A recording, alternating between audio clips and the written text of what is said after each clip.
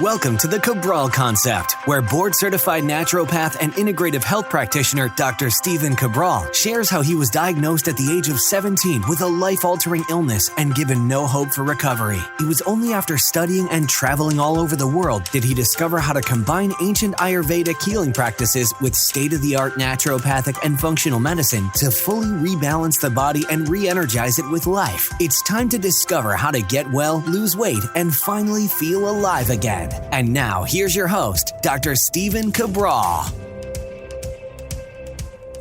Hi, everyone, and welcome back to the show. Excited to have you with me here today and can't wait to dive into today's show. Usually on Thursdays, we do a Training Thursday show, but I had to take a step back this week. That's because I've been holding on to this show topic for quite some time. And I'm not able to work it in on my Total Wellness Tuesdays or my Weight Loss and Wellness Wednesdays. So what I wanted to do was bring it to you today. And I do hope that'll be worth it. And I hope that we'll be able to get back to those Training Thursday and Toxic Thursday shows very quickly. But on today's show, I want to go over a very important topic. A lot of people believe that because we have more healthcare intervention, we have more pharmaceutical drugs, we have more advanced technologies, that people are actually living longer and staying healthier. But what I want to do today, though, is let you come to your own conclusions. My job here in the Cabral Concept is to bring you the unbiased content, the truth out there of actually what is out there, what exists, and what is the truth, so that you can decide to say, okay, this is what I'm looking at. This is, an unbiased source that's coming to you saying, this is what was going on in 1900. That's the data I'm bringing you here today. What did people die from in 1900 versus what are they dying from now in almost 2020? And so 120 years, I want you to take a look at this, because we know life expectancy back around 1900 wasn't quite half of what it is right now. But it was about 46 years for men and 48 for women in 1900. The problem with a lot of these studies, I'm going to go back to it. I'm going to break down what top causes of mortality were. But when it's very confusing, because we don't take into account a lot of the time what was going on with what was called life expectancy at birth, but not excluding all of the infant mortality and early childhood mortality, as well as plagues and a lot of things that we're not going to be suffering from here today. So I want to go through that right now. Big differences. And I hope that you enjoy this. And then we're going to come to a conclusion at the end. What should we take from this? What should we do about it? And I'll leave you with a bunch of links for continuing study yourself if you choose to. So I'm going to go through the top 10 leading causes of death in the United States in 1900 right now. And then I'll flash forward 100 years to what they were right around the turn of the century. And again, not much different from today. And I'll give you what is changing 20 years later. Okay, let's go through that right now. And the first one is this. So lowest cause of mortality. And again, I'll link up the studies and I'll link up the charts as well. But the lowest cause right here is from bronchitis. Now, a lot of these, I don't think that we should laugh at them, but you're going to think of them like people are dying from bronchitis. But, again, 1900, we didn't have certain interventions that certainly we can be helped today. And that's why I've always said this before, I'm not against acute-based intervention. Because as you'll see, a lot of these issues from 1900, easy to clear up. But now you're going to say, well, look what they've been replaced with. That's the problem, right? So bronchitis coming in at number 10. Right after that, we have diphtheria, which was a bacterial infection that could lead to paralysis. It could lead to heart failure, breathing difficulty, and certainly in young children, infants, and elderly, it could be a cause of mortality. So the next one on our chart here, number 3, is going to be cancer. So, this is number 7. So we're going backwards from actually number 8. The percentage was only 3.7%. So 3.7% of all mortality back in 1900 came from cancer. Okay, and we'll flash forward in a moment today, and I'll give you the juxtaposition. All right, number 7 on our chart was stroke. So strokes came in at number 7. And again, I'll give you the juxtaposition there as well. Believe it or not, injuries was up there as one of these preventable, but one of the causes of death. And that came in at 5.1%. Stroke was 4.5%. At 5.2% was liver disease. Heart disease was 8% of the total mortality causes. Diarrhea, believe it or not, was 8.1%, and it was a leading cause of death above stroke, above cancer, and above heart disease, liver disease, all of those. And then the number 2, or the second leading cause of death, was pneumonia. Okay, so pneumonia was the second leading cause of death in 1900. And number 1 came in at tuberculosis. And tuberculosis is another bacterial-based disease. And that was actually quite easy to spread from person to person. Believe it or not, just coughing around another person could infect the lungs of another individual. So when we look at that, I want to break down this list a little bit for you right now, because we have to look at this, that people right now, we're talking about Western-based populations, and we have access to acute-based medical care. We're looking at this: tuberculosis, pneumonia, diarrhea. Let's go with bronchitis and diphtheria. 5 of those, basically half of those, we're not even looking at as a larger cause for disease right now. However, pneumonia, as you'll see, is still one of the causes, typically in the elderly and those people with a weakened immune system. Sometimes they're on immunosuppressant drugs, can actually pass away from pneumonia, which is essentially fluid in the lungs.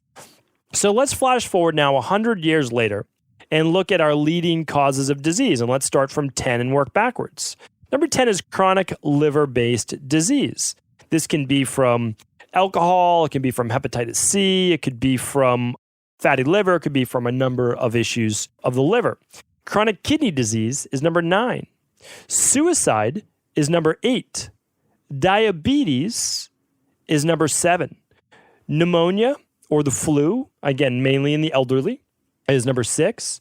Number 5 is injuries, unintentional injuries. Number 4 is chronic lung disease. COPD would be part of that, and that would be smoking as well. Stroke is number 3. Cancer is number 2. And heart disease is number 1. Now, keep in mind, diabetes, heart disease, stroke, cancer, all intimately tied. Cancer not being part of that, but part of metabolic-based syndrome, and stroke being related to high blood pressure as well. So it's pretty interesting that we have none of the top 3 from 1900 in our top 3 now. Heart disease is number 1. Okay, that accounts for 31.4% of all deaths. This is the turn of the century, right around 2000. Cancer is 23.3%. And by 2030, it's estimated that cancer will overtake heart disease as the number 1 killer in the United States, at least. And then stroke came down at 6.9%. And that's why I did a show, and I would love for you to tune back into it. I believe it was something like the top 10 causes of mortality. We'll find that for you. We'll link it up today. So instead of making this a wild goose chase for you, what I want you to do is go on over to stephencabral.com/1168. That's where all of today's show notes will be. All the research studies will be linked up there. And I'm just going to see if I can find this quickly. But if you go to stephencabral.com/podcast, there's a search box. And you can do just like I'm doing right now and simply type in that search box, mortality, and see what podcasts pop up, and you'll get all the different studies. So I did this podcast, number 872. It says, new research, can you cheat death? I would absolutely check out that show if you're able to. And we'll link up. There was one more show. I think it was like the 13 leading causes of death as well. And I went through that kind of step by step. But I want to reiterate one point here today. This is, I believe, extremely important, because there's a lot of people out there right now. Maybe you're not thinking about living a long, healthy life right now because you're in your 20s or 30s. You're not really thinking about it. But keep in mind, all the anti-aging based practices, you need to start now. And remember, always the best time to start was yesterday or last week or last year, but the second best time is today. So you want to start to begin to live that healthier life, because heart disease, cancer, stroke, chronic lung disease, all of those top 4. Now, I just want to go over those top 4. Let's do the math on this. And I'm actually going to do the math right along with you here right now, because I think you'll be shocked. So these are the top 4 leading causes of disease, even if we can just wipe out these top 4. All right, so we have heart disease at 31.4%. We're going to add in cancer at 23.3%. We'll add in strokes at 6.9. Keep in mind, we're looking towards high blood pressure, many of the times with stroke. And then we'll add in chronic lung disease, and we'll add that in at 4.7. And on my previous shows, I talk about how important that is. That accounts for 2/3 of all causes of death. So think about that. If you can somehow mediate, obliterate, move around heart disease, which we can, we've talked about that before. If you can do your best to do the things where you won't get cancer, and again, I know that this is not a straight shot, much easier in my opinion to prevent heart disease and stroke and chronic lung disease for sure than it is cancer. But by the same token, if you're doing the things that are going to help to prevent heart disease and stroke, high blood pressure, as well as diabetes, which if we add that in there, that's another, 2.7%, but honestly, so that takes you up to 70%. 70% if you can get rid of those, right? Blood sugar, because you have to regulate blood sugar for cancer, for stroke, for all of these items as well, and heart disease.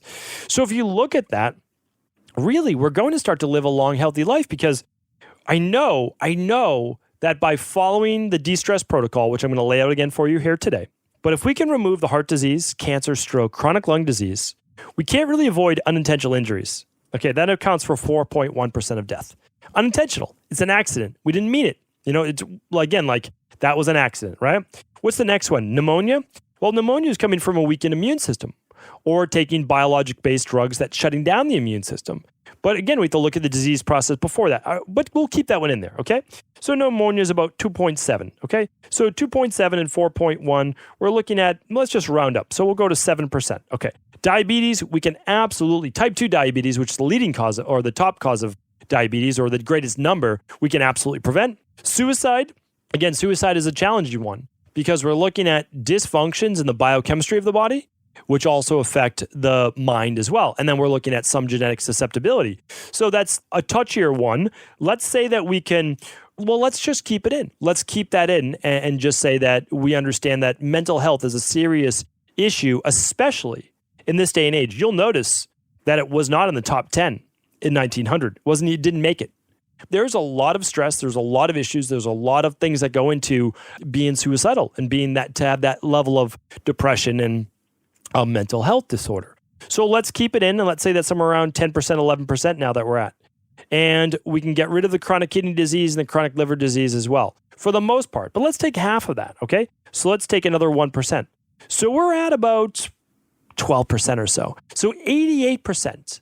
I believe that through healthy lifestyle, we can really mediate 88% of what we're susceptible to, of where we can't live out our longest and healthiest and best quality of life possible. That means pharmaceutical free, doing your best. And I'll also link up today on the podcast, because I'm probably not going to do a whole show in this, the top 200 drugs. 200 drugs, the top 200. It's unbelievable.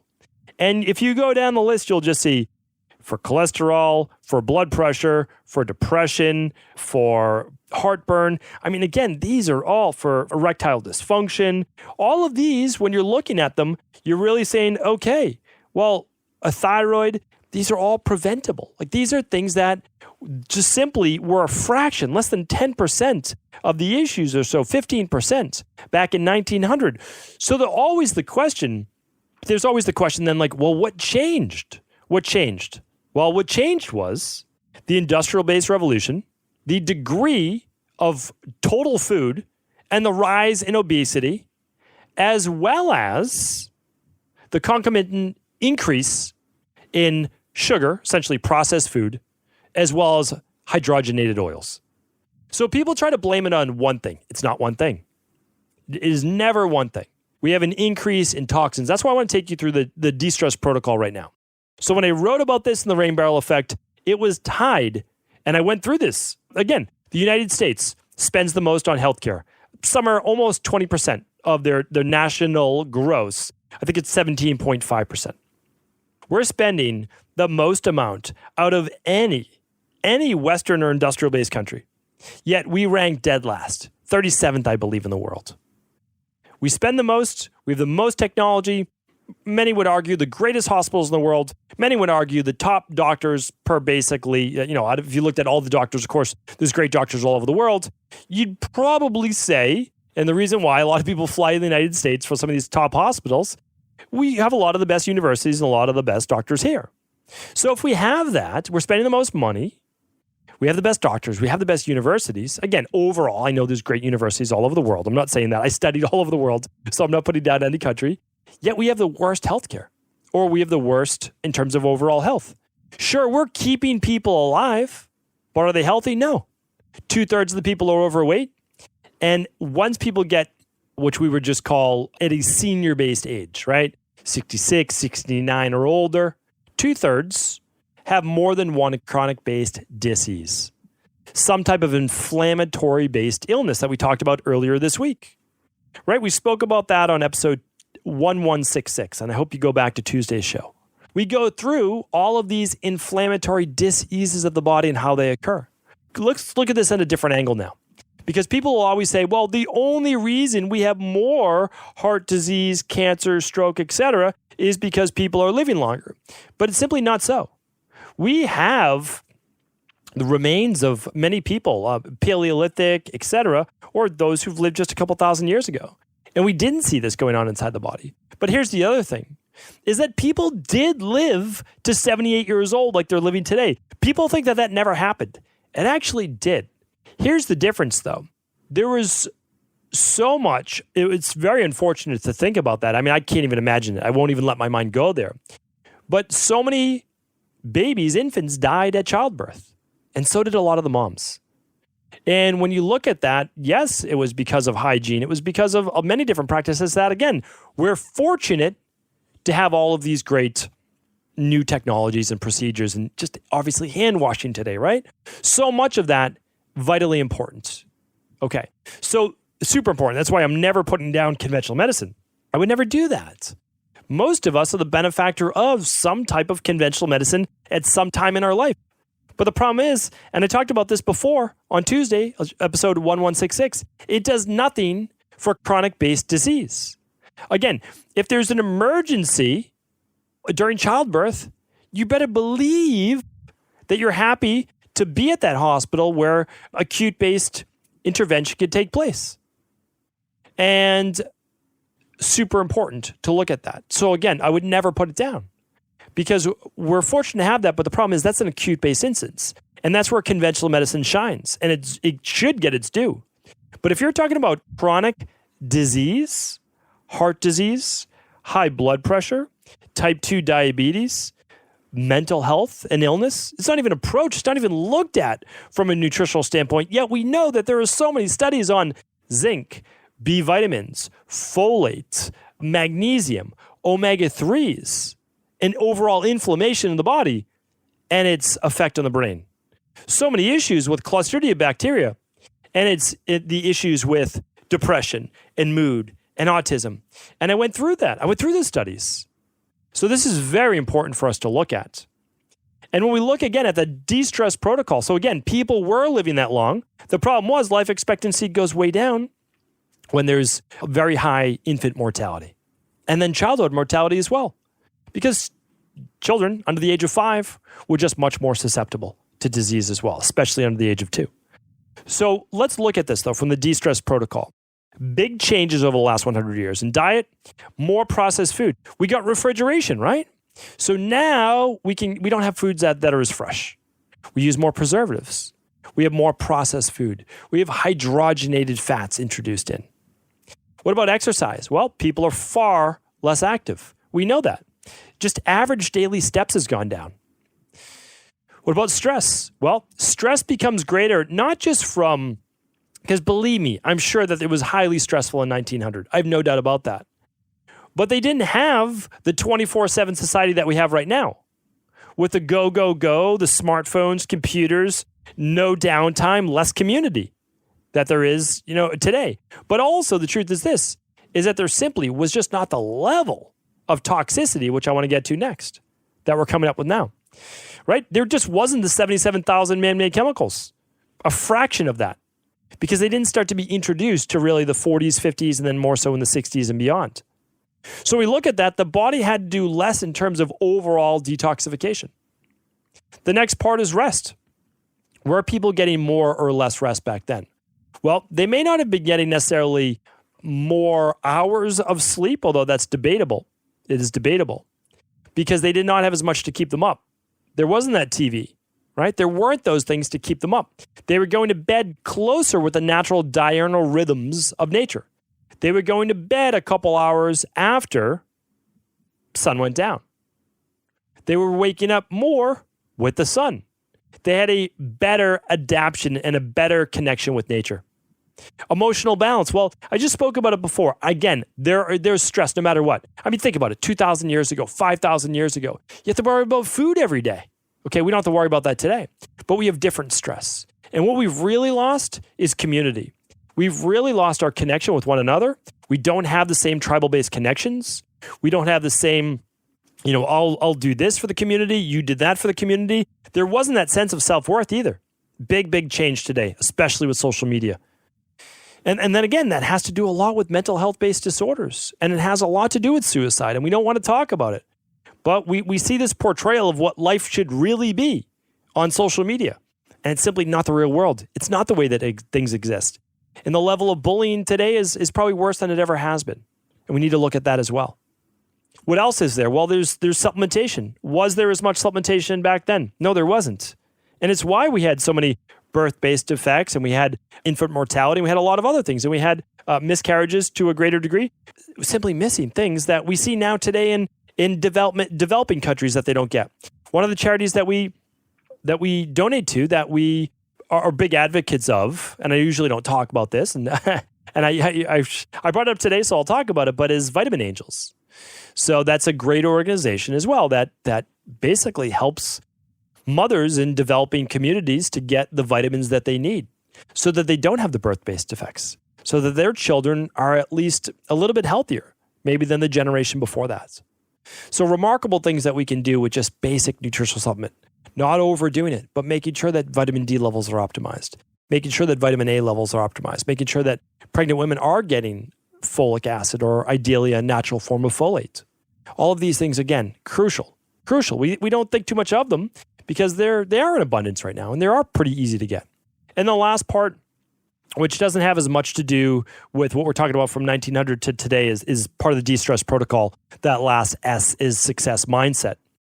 And it's simply the belief that tomorrow can be better than today. If you're in a bad place right now, and I talk about this all the time on our Mindset and Motivation Mondays, but it's just the belief, it's the faith that tomorrow can be better than today. And you always have to have that in your mind. Even if things are going great, life's only going to get better. That's how we have to look at it. And maybe there was just, again, stronger family ties, more community, greater connection that allowed that. Or maybe there was just more opportunity, or however people wanted to look at it. But that's just one way to look at this overall. And I'm really going back to the greatest changes that we've seen is a massive influx in toxins in the environment. These are man-made toxins. And again, I talk about these over and over with pesticides. I mean, again, in 1900, we weren't really talking about organic farming. It was just farming. We were just talking about farming. That's it. Healthy food. Now, is it conventional? Is it GMO? Is it organic? If it's organic, is it local? Is it pick ripe? It's just totally different. It's just different. So again, we have to look at that. We have to look at our food supply, our food system. Processed foods. Again, fried foods, high fat foods, hydrogenated oils, higher levels of omega-6. These things matter. They lead to the heart disease. They lead to cancer. They lead to high blood pressure. They lead to diabetes. Again, we talked about that. If we can get rid of those, 70%. We've removed 70% of the top causes of mortality. So what I want to leave you with today is that you don't have to be perfect, but you have to understand that living a long, healthy life, again, there's nothing promised, but to live a long, healthy life, we need to do the basics and fundamentals right. And that's why I want to do more shows like this, because a lot of times we see a special vitamin come along every once in a while, or a special diet, or a special exercise, or a special technology. And although there are some great things out there, again, sauna is fantastic, daily walking, moderate exercise, mainly plant-based nutrition, like all these things, they all matter. Like those are all fundamentals. And there are some tweaks here and there, but really we're talking about basic human function, that what was important in 1900, now again, imagine knowing now what we know now and living in 1900 and having that technology. Well, we have that, right? But the problem is we advanced in the technology, and what we need to get rid of the TB, the tuberculosis, and diarrhea, not being able to stop diarrhea, dehydration, right? Electrolyte loss. Or what about diphtheria or bronchitis? We can fix those things now, but imagine if we didn't have all those toxins. Imagine if we didn't have all the harmful things we've done in our food-based supply, all the preservatives. Imagine what our health would be today. So that's what I'm saying is basically turn back the clock on physical exercise, getting your body moving on a daily basis, on sweating a little bit. Turn back the clock on not using all these harmful chemicals in your household cleaners and in all the cosmetics and your shampoos and bath products and on your food. Turn that back. If we can do that, I have no doubt in my mind that we will increase our life expectancy, not just by a year or two. These things are showing by a decade or more. So that's why I believe it's the difference between living to your late 60s, early 70s versus mid 80s and beyond. It's a huge difference. And a lot of people say right now, well, I don't know if I want to live that long. Or they say that, I'd rather just enjoy my life. I'll tell you right now, there are not too many people who say that towards the end of their life. It's different where you're at now than towards the end of your life. And you don't have that perspective until you're at the end of your life. But when you read about all of the regrets, all of these things, people do wish they took better care of their body. They do wish that they spent this time with family and made those connections and they did the right things. So let's try to do those right things today. And they're not difficult. If you haven't read about the de-stress protocol in the Rain Barrel Effect, I can't recommend it enough. It's on Amazon. It's wherever books are sold. It's on Equilibrium Nutrition, and 100% of all profits from that book go to charity. So we make sure that we're just trying to get that information out. But again, I talk about it every day in the Cabral concept. So go back, look at that. And if you are saying to yourself right now, I don't know if I want to live to my 80s or 90s or beyond, then I want you to take a deep look at why. What's going on in your life that you can improve that you would make a life worth living? Because we're able to do that right now through conventional medicine and our natural forms of medicine. Let's use both. Let's use the best of all worlds, right? A truly integrative approach so that we can help you and your family live the longest and healthiest life possible. Thanks so much for tuning into today's Cabral Concept. As always, it's been a pleasure. And if this has been helpful, please do feel free to pass this information along to anyone else it could serve. Before you go, I wanted to share a personal story with you. The real reason I began to get well finally is because I figured out what was wrong with me. And that might seem pretty obvious, but I went from doctor to doctor for over 2 years before discovering at-home functional medicine lab testing. These are the labs that enabled me to finally figure out what was wrong with my hormones, blood sugar, electrolytes, and gut health. And once I knew what was wrong, I could then follow a proven plan in order to rebalance my body from the inside out. This is why I believe so strongly in functional medicine lab testing and why I've made it my mission to share these labs with the world. Now at equa.life, you can order an at-home lab test or lab bundle for you and your family and be able to complete it within the week. Plus, the EquaLife difference is that you're not left to try to read and figure out these labs on your own. We explain what your lab numbers mean, what they mean in the much bigger picture, and then how to go about rebalancing your body in order to heal. To see our full selection of lab tests or to set up a free lab selection call to find out what labs may be best for you, simply head on over to equa.life/labs. And do remember, we ship these all over the world. To find out more and to set up your free lab selection call, simply head on over to equa.life/labs. That's EQUI.LIFE/labs.